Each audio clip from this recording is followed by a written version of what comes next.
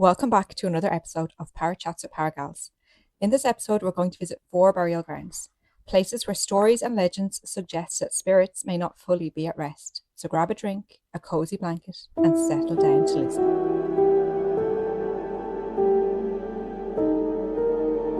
The cemetery that I'm visiting today in our podcast is Glasnevin Cemetery.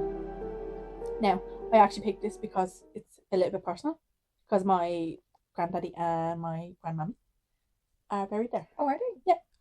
Mm-hmm. So, Glasnevin opened to the public on the 21st of February in 1832. It's not Ireland's oldest cemetery, but it is the first modern and non-denominational and public cemetery.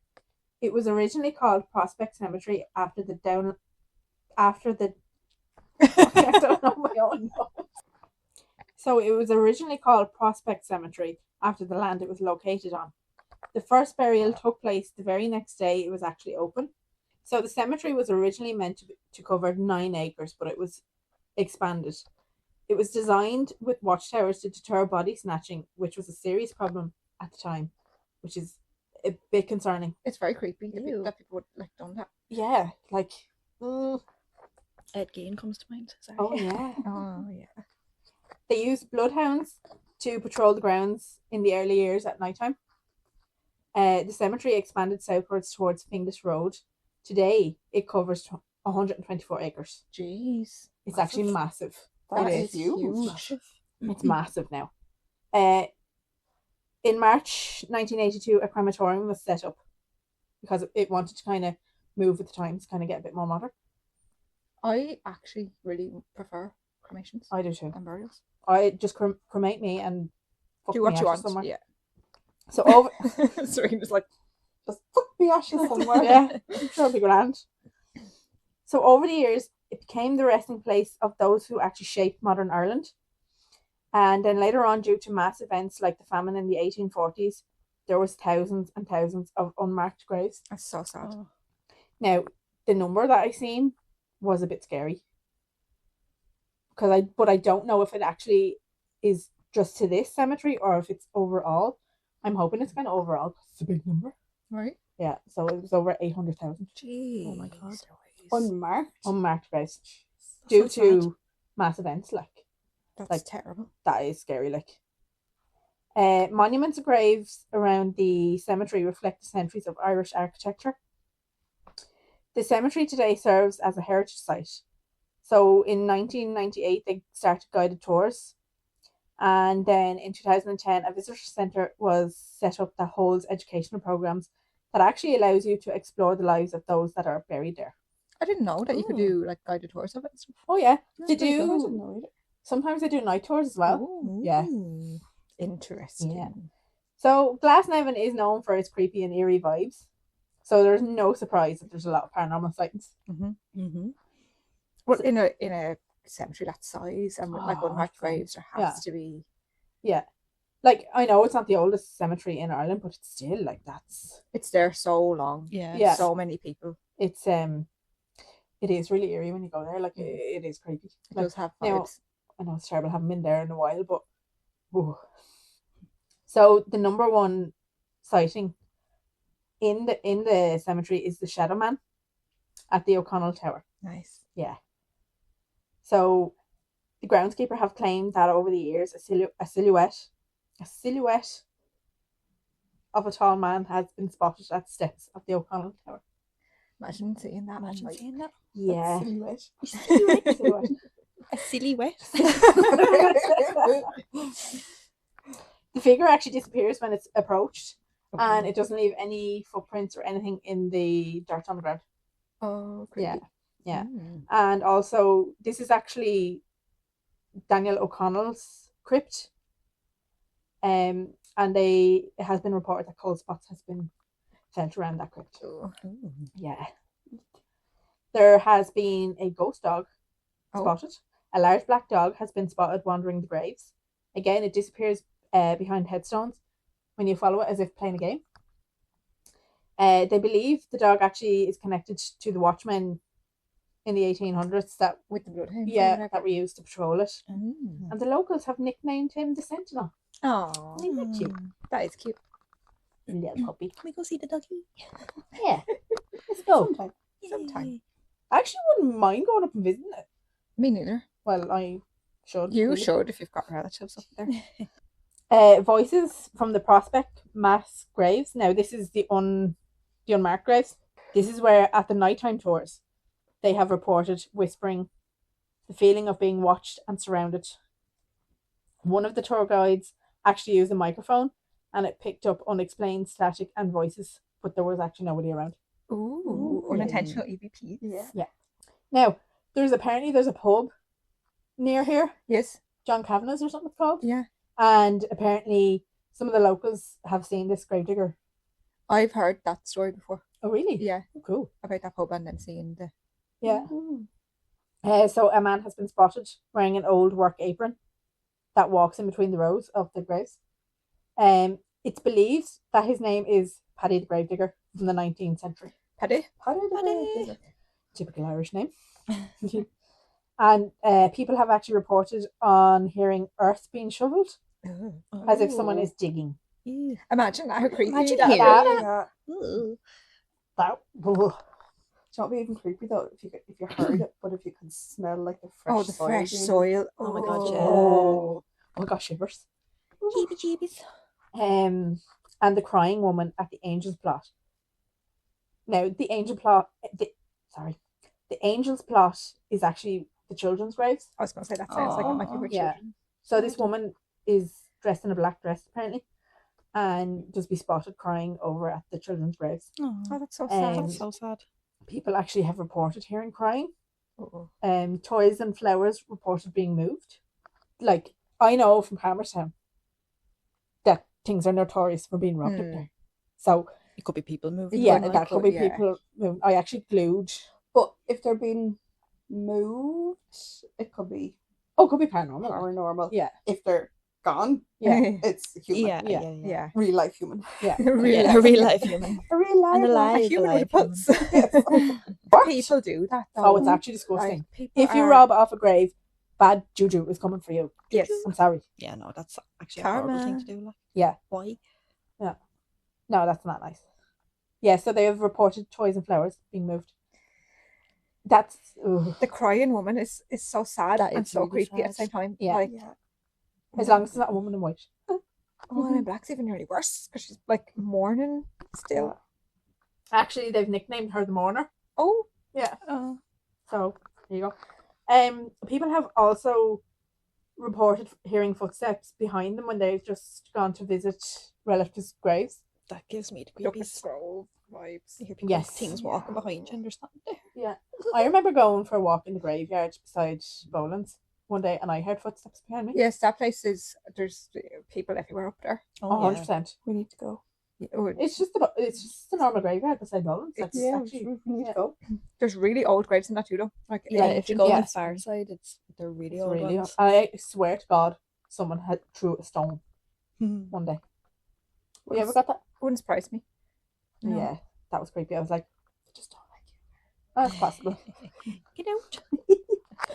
They have caught shapes moving at the corner of their vision, and around the old gate lodge, doors have been opened that have been locked. Lots of flickering lights and the sound of someone pacing inside the lodge. And then one of the groundskeeper reported that he heard someone actually walking up. I think he said, was there a spiral staircase? Ew. And I think it was metal. See, spiral staircases are just like. Yeah, Especially metal ones.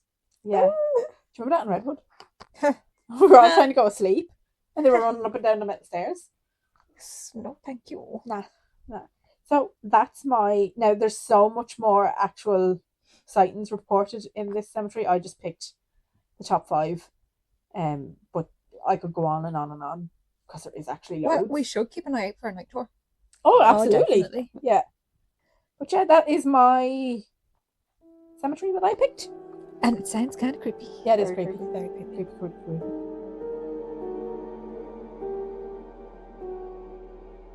Today, I'll be telling you a little bit about the pyramid in Arklow.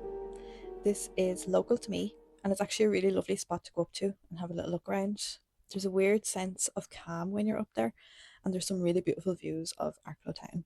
There really is actually. Yeah, It is really it's yeah. really stunning up there. There's a pyramid and a load of graves as well up there.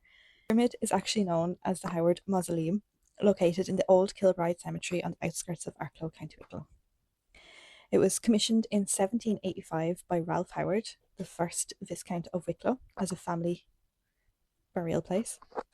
Inside, there was a burial chamber which was originally accessible, but now it's sealed off.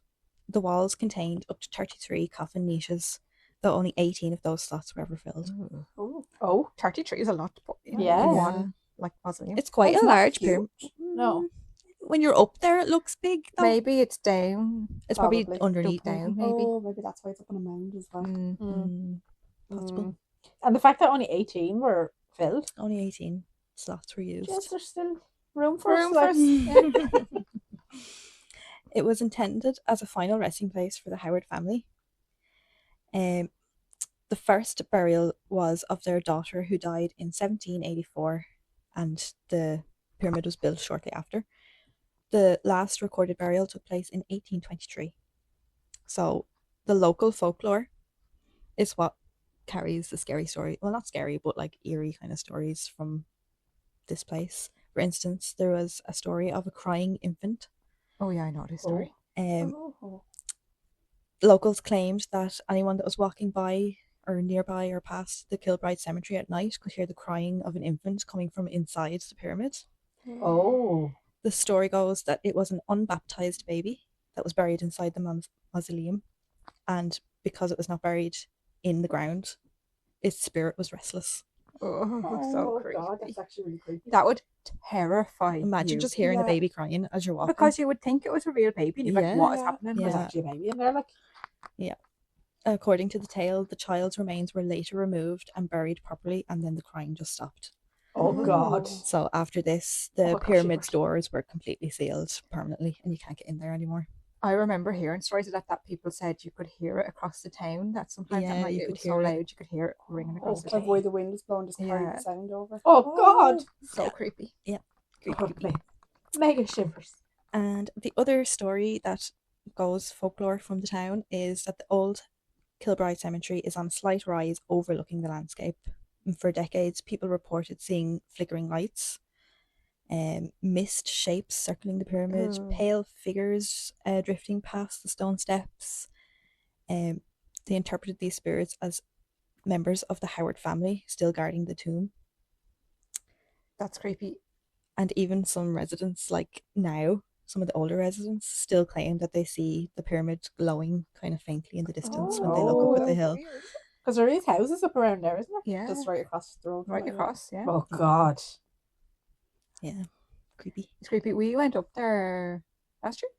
Oh, we did a little 2 day years trip ago. there, didn't We we? just went We up did for a the day I trip, just yeah. the only thing I remember is actually nearly wet myself. I was laughing so much at so can't remember what it was, but I had to Can't sit remember. down on the ground. I actually fell on the ground. Yeah. I was laughing at Me and it. you were on the I think the ground. two of you were like Yeah. hysterical at some point. Something overcame us that day. That was a nice day. We should go back up there in Yeah. the evening Yeah. Yeah. See if when we can it's see it more glowing. eerie. Or the mist Ooh. figures. You can Bring hear some- the crying, Bring some equipment with us. maybe. Well, when I was younger, like maybe 5 or 6, I used to always say to my family, I used to point up at where, because it was kind of near where we used to live when I was Yeah. little, and I used to point up into the direction of where that pyramid was, and I used to say I used to come from up there. I used to say that my house burned down, and me and my dad used to walk down, or me and my dad walked down from up there after our house burned. Which is very, very, Very very creepy. strange. Mhm. When you are the other child in that family listening to that story. Yeah. And So- never lived in that area ever. Yeah. And I was only little, like, and I wouldn't really know anything about it. Really, Yeah, like, you were I probably didn't even literally- know it existed. To be Literally Just a honest. kid, like Please fess up. You told her that to freak her out, didn't you? Probably. I used to whisper in her ear every night before she went to sleep. I think you were so little as well that you would have freaked yourself out even thinking of Probably. That is the pyramid from Arklow. The creepiest place in Arklow, probably, maybe. but No. definitely not. Not. The whole of Arklow is creepy.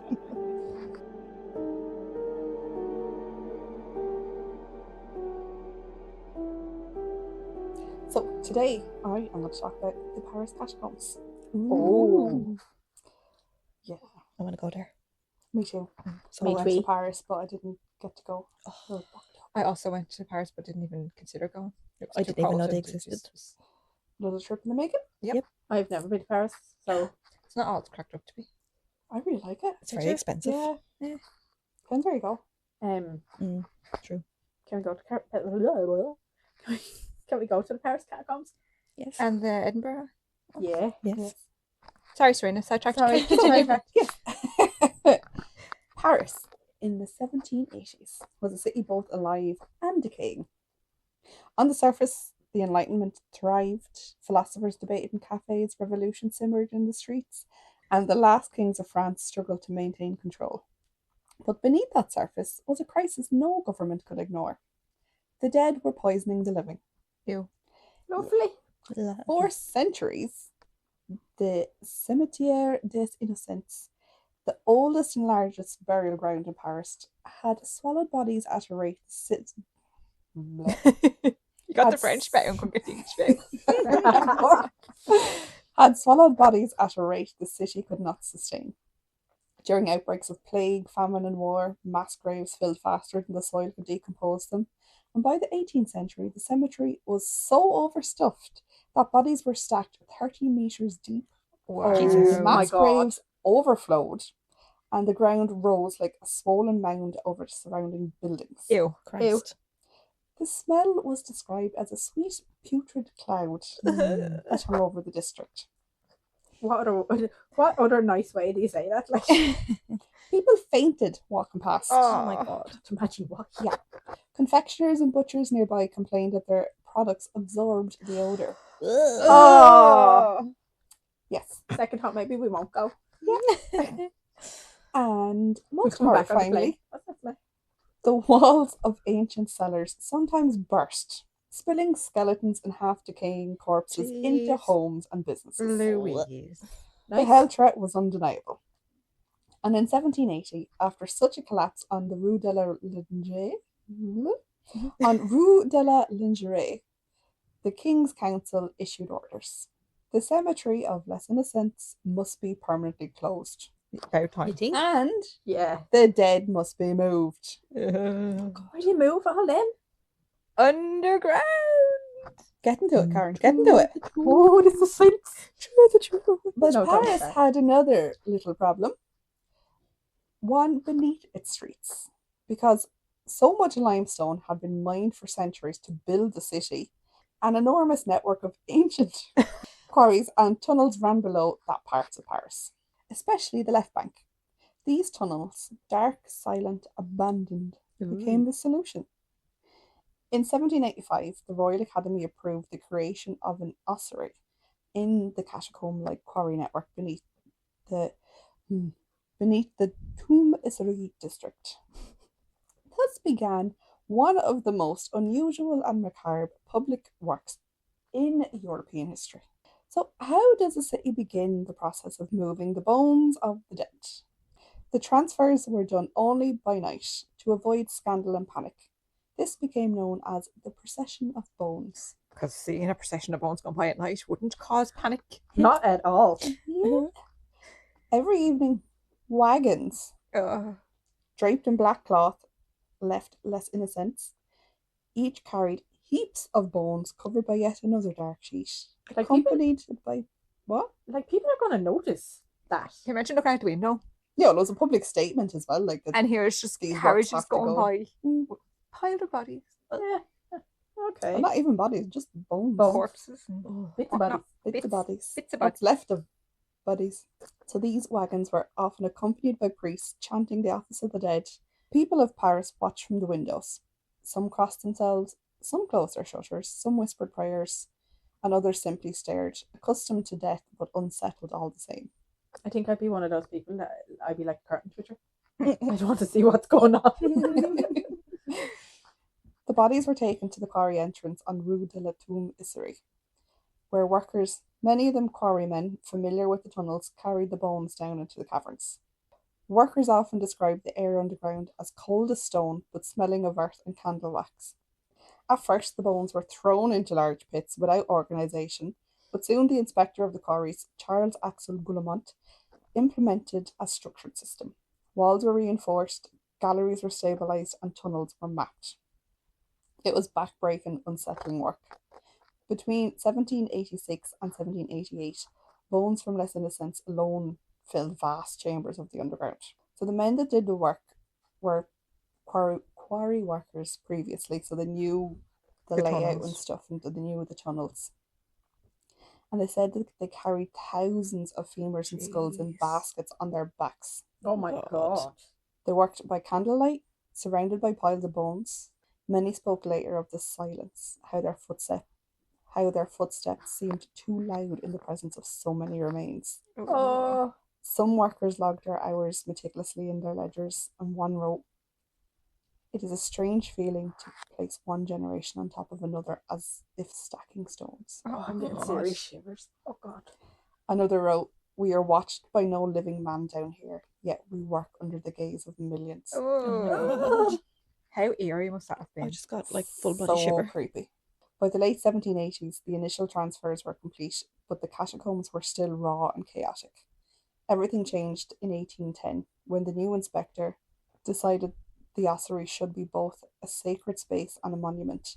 Under his directions, bones were arranged into decorative walls, with skull patterns, the first ossuary arrangements. Nice. Chambers were labelled with the cemetery origins and transfer dates. Ancient quarries were stabilised with pillars. Stone plaques were installed, inscribed with philosophical reflections on death. Nice. I will attempt to read one of these in French, so I do best of luck. apologise. One reads, "Artis est imperial de la mort." Stop, this is the empire of the dead. Oh. Another one says, "O death, do not trouble me. I am but a dead man like you." These additions transformed the ossuary from a chaotic deposit of remains into a sombre, deliberate memorial. Throughout the 19th century, the catacombs developed new roles, which was kind of the era of secrets and shadows. Oh. So during the revolution of the 1830s and the uprisings of 1848, rebels occasionally used the tunnels for hideouts or to move unseen. They were used for scientific curiosities. For like geologists and medical students explored the tunnels, studying both the bones and the geological layers. And then urban legends. Stories of people getting lost for days, sometimes never found. At least one famous case of Filbert Espiart in 1793 is real. He died deep in the tunnels, and his body was found 11 years later. Oh my God. Yep. Wow. What a way to go. The catacombs today are only about 1.5 kilometres, but the remaining passages stretch for more than 300 kilometres. Wow. Whoa. One of the largest underground networks beneath any major city. That's crazy. Oh my God. Most are restricted, unstable, or unmapped, so there could even be more than 300 kilometres. That's just what they know about. Yeah, because back then there was a lot of like illegal mining done as well, so they were going off in little tangents, like, and just those were don't never mark mapped them or down. recorded. Yeah. But every stone, every inscription, every wall of skull stands exactly where the workers placed them centuries ago. That's crazy. Silent testimonies to Paris' struggle with death, disease, and growth. So, as I previously mentioned, Filbert. Curiosity got the better of poor Filbert. On a cold day, early on the 3rd of November in 1793, he disappeared. Rumours say he was looking for one of the rare wine collections that were rumoured to have been hidden in one of the I cellars. just wanted a glass of wine. Wine? Wanted good wine. Rare wine. He disappeared for 11 years.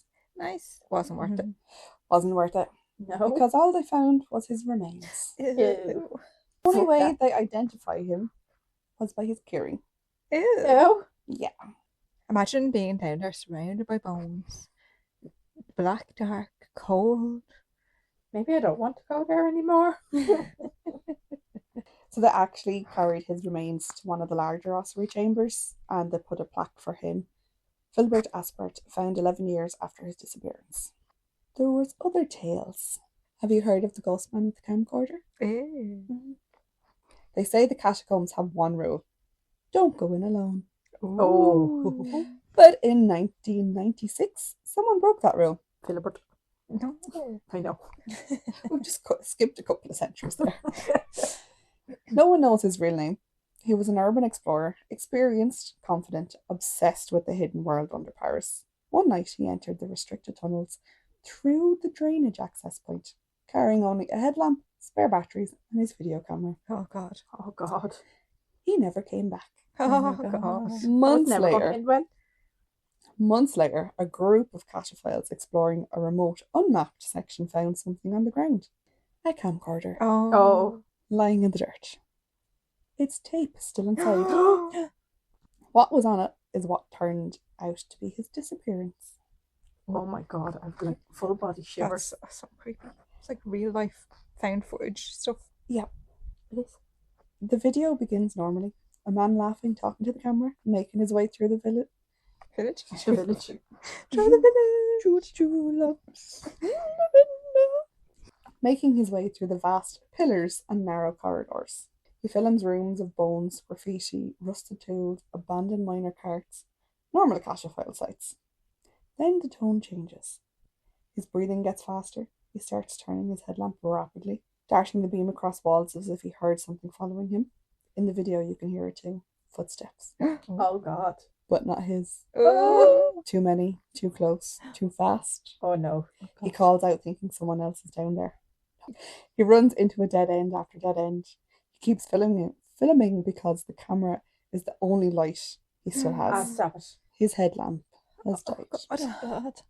The air is thick. You can hear him panic. He begins running, the camera shaking wildly as the walls blur past. And then he turns a corner and suddenly stops. The light catches something. A figure. Just standing there. Too far away to see a face. Too still to be living. The man whispers, "Bonjour."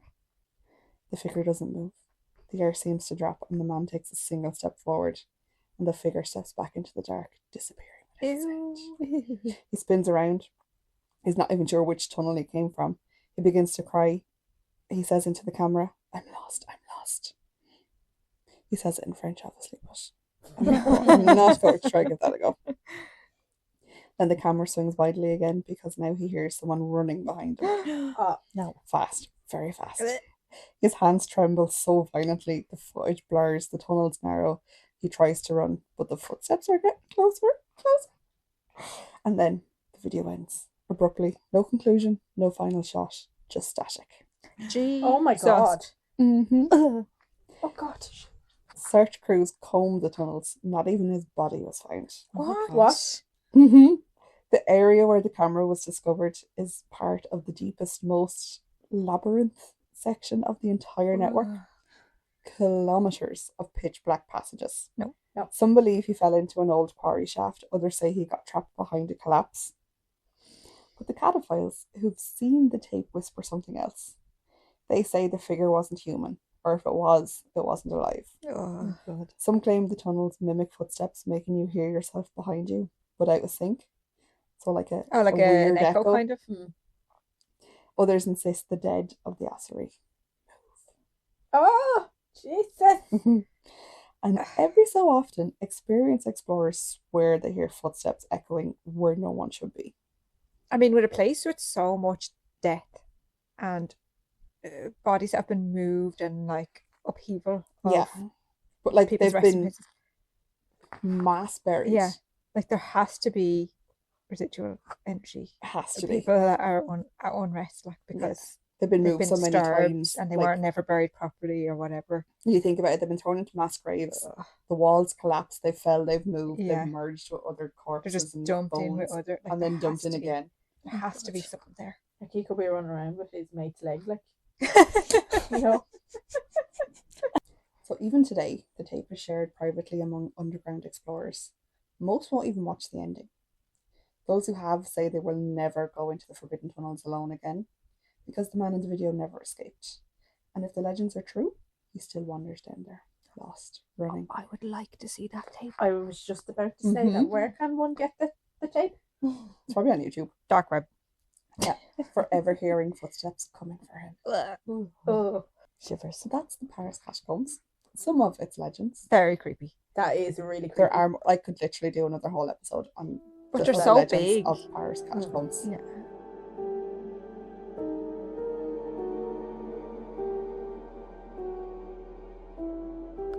In the heart of Edinburgh lies a place where darkness never truly lifts. Ancient, wind-carved and watching, a cemetery where the past does not rest. The stones tilt like broken teeth, the mausoleums huddle against the cold, and every step seems to echo just a little too loudly. This is not just a cemetery, it is a place where stories live, where legends wander, and where the line between the living and the dead is thin. And tonight, we walk that line together. But first, some history. Greyfriars Kirkyard sits on land once occupied by a Franciscan friary. Franciscan. Once occupied by a Franciscan friary, hence the name Greyfriars. The monks there wore grey habits. However, after the Reformation in the mid-1500s, the monastery was dissolved, the grounds were repurposed, and the site became Edinburgh's first new burial place in centuries. The final resting place for generations of residents, from merchants and artisans to influential politicians, judges and scholars. The church, Greyfriars Kirk, was founded shortly after and became a significant landmark in Scottish religious history. That is very hard to say. Purple burger alarm with Scottish accent. Purple Jesus. burglar alarm. In 1638, the National Covenant, one of the most important documents in Scotland's struggle for religious and political autonomy, was signed within its walls. The Covenanteers who supported it would later play a tragic role in the kirkyard's darker legacy. Leading us to one of the grim chapters in the cemetery's past is the Covenanteers' prison. More than 1,000 Covenanter prisoners were confined there in brutal open-air conditions. Exposed to the elements, starved and denied proper shelter, many died where they lay, and the suffering endured in this section of the kirkyard is often cited as the root of some of its more unsettling hauntings. Jesus, I'm just like an open Yeah, prison. I couldn't believe that happened. Like no shelter. No, that. nothing. Just left there to starve and die in the open air. Like that's horrific. rough. Like the thought that happened to people is like, Yeah. Oh God. And they were probably in there for like a long theft and time. stuff. No, but like little things. Oh, it was to do with religion. That's Oh, even worse. Like, That's yeah, worse. like horrible. Today, the cemetery is protected as a historic site, known both for its architectural beauty and its supernatural reputation. Its past is layered. Political upheaval, religious turmoil, tragedy, loyalty and legend, all pressed into the same compact piece of ground, blending into something uniquely unsettling. And so, Greyfriars is often referred to as one of the most haunted cemeteries in the world. I'd say so. It sounds it. It has a terrible past. So, now onto the spooky stuff. Let's get into some of the stories whispered about what lingers there after dark. The most infamous presence is that of George Bloody Mackenzie, the ruthless lawyer responsible for the brutal imprisonment and torture of the Covenanteers in the 17th century. His mausoleum rises like a stone over the kirkyard, but the legend goes that he never truly stopped guarding it. Reports of the Mackenzie poltergeist, scratches that appear beneath clothing, sudden bruises, icy blasts of air, and violent shoves have become a signature of the site. Violent well. shots? Yeah, people have actually reported being like pushed over. Oh God. Yeah. Ew. Some visitors say they're overcome by a suffocating dread the moment they stop near his tomb, as though something unseen is crouched beside them, waiting to be acknowledged. Some claimed they have been pushed or grabbed by unseen hands. Others describe hearing growls or footsteps in the empty corridors of the mausoleum. Oh God. I don't like that. No. Gross. These reports have become so frequent that in the late 1990s and early 2000s, parts of the cemetery were closed to the public. Oh my that many God. Yeah, that many people were reporting things Was that happening to bad, them like? that they actually closed it. We're so going there. Yep. Let's Are go they back tomorrow. open? Parts of it. Are those closed off parts back open? Don't know, but they do We'll night find out. tours. Oh. Yeah, and So- I know someone who's okay. been on the night tours as well. If they do night tours, that means there's an email address. Yeah. Just saying. Get your detective hat on there, Karen. Will. But Mackenzie is only one of the spirits said to roam the grounds. The legend of Greyfriars Bobby, the loyal terrier who kept vigil by his master's grave for 14 years until his own death, Aww. I know, Another I nearly puppy. cried. Like Greyfriars puppy, I just remember that. Yeah, and he sat there for 14 years Yeah. by his owner's grave. Oh god, that's so sad. Puppy, puppy. It's often told as a sweet tale, but even this beloved story has taken on an eerie edge. Oh no. People claim that on misty evenings they've heard the soft patter of paws right behind them, only to turn around and find the path completely empty. Others have seen a small shadow darting between the graves, moving with the unmistakable urgency of a creature that refuses to abandon its post, even in death. That's so cute. Oh, Aww, puppy. the poor puppy. I don't know. Then there's the lingering weight of the Covenanters prison, where hundreds of prisoners endured starvation, exposure, and brutality.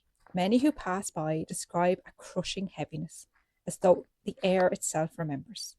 Dark figures are said to appear near the gates, flickering at the edge of your vision. Whispers are heard on windless nights, and some visitors leave abruptly, unable to explain why they suddenly felt so unwelcome. Yeah, I'd say so. Mm. That has to have something. There has to be something there. Oh, yeah. yeah. Oh, 100%. Absolutely. Yeah. Just the pure evilness of it. Yeah. Yeah. Rotten. Today, Greyfriars Kirkyard is a hive of ghost tours and paranormal investigations.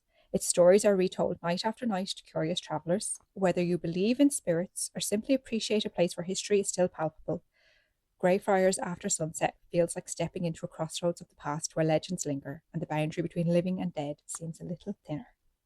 Sounds it. Yeah. I So want to go. I have some reports of real life Encounters. reports of hauntings that happened. Ooh. So one of the earliest reports is from around the year 1800. A man named John Hayes was on the run, and so he hid out in the mausoleum for months. Right? He claimed that the coffins moved at night, scraping against the floor. He reported hearing whispers in a Scottish dialect, and he developed scratches and burn marks on his skin. Does it Burn say there's going to be a marks. murder? Oh A murder. He was on the run, so he probably committed a murder. Probably. Probably.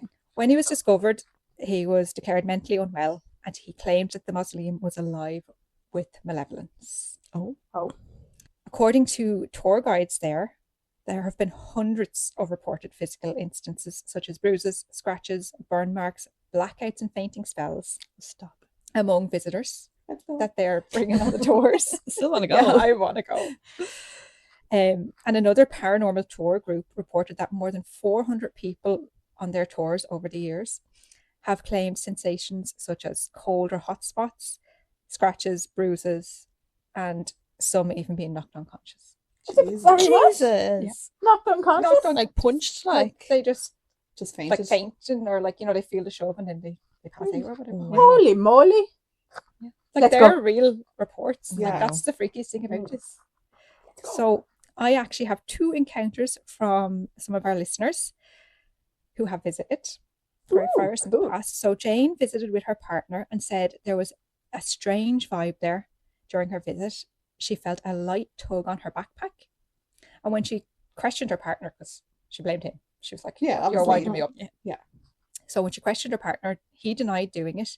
And later on the tour, the guide mentioned that a common occurrence was women feeling their handbags being tugged or pulled. Oh my god. So she was like, okay, maybe it wasn't him. And she is hoping to visit again next year. Cool. Let us know how that goes. And then Jamie, who has been on the tour 3 times, loves it. Clearly. Clearly. Reports feeling unsafe and untethered as soon as you step Oh in. my god. The fact that you say that you feel unsafe, Yeah. Yeah, that's Like- a lot. that's a bit mad. But she's like us, she still goes back again. Yeah, of course. It's addictive though. Yeah, that feeling. Mhm. So although she has had no physical encounters, she reports feeling watched and followed, but says as soon as you walk outside the gates, the feeling lifts completely. Like just Gone. Gone. Yep. Ugh. So another story from the kirkyard. In 2000, so this is modern times, Colin Grant, a spiritualist medium, publicly attempted to exorcise the mausoleum and Greyfriars area. During the ritual, witnesses reported a dark humanoid shape gliding across the chapel window, even though it was locked and no one was in there. Or probably made it worse. Probably just pissed it off. It probably just pissed it off, yeah. Very shortly into the night, Grant became visibly distressed. He reportedly collapsed during the ceremony, saying that the entity was too strong, and so the ritual was ended immediately. However, a second exorcism the very next night, As you do. he brought around 49 participants. One woman named Angela Hamilton claimed to feel a hand press on her face. And when she woke the next morning, she had bruises on her cheek. Oh my and God. neck. Oh my god. Ugh. Again, the ritual was abandoned due to the strength of the entity, and Grant vowed he would not return a third time. He couldn't. He died a few weeks later Stop! Oh my of a god. heart attack. Oh my God, shivers. Also, the fact that he thought he was up against one entity. Yeah, Come on. seriously. Like, How many that people place. died there in the open air prison that were Mhm. pissed off and Yeah. out for vengeance? There's Who no way are there's only you one kidding? entity Definitely in that not. place. I haven't even been there. And I don't Yeah, know what's on. literally. Some believe his death was linked to the exorcism. Others say it's purely coincidence. Either way, the exorcism attempt at Greyfriars Kirkyard is one of the most dramatic pieces of its modern folklore, and it's often cited by the guides as the moment the haunting went from disturbing to dangerous. What I want to know When are we going? is, when are we going? Yeah. Next Next flight. year? Yeah. Let's do it. So that is my story. I'm sure we can find I'm it. sure there is many other Yeah, we can find a tales. few. I'd say so. related to that place, but And also, I'm sure we can find other spooky places as well. in Edinburgh, Yeah. plenty the whole of place is the whole spooky. place. Loads.